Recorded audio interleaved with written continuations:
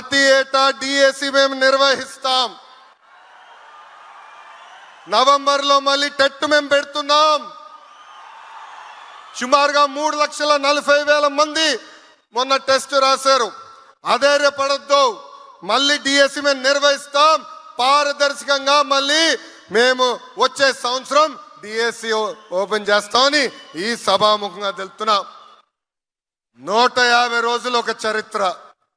Never before never after. మీ అందరి దయ వల్ల, ఆంధ్రుల ఆశీస్సుల వల్ల 3 తరాలు మా కుటుంబంలో డిఎస్సి నిర్వహించడానికి అవకాశం వచ్చింది.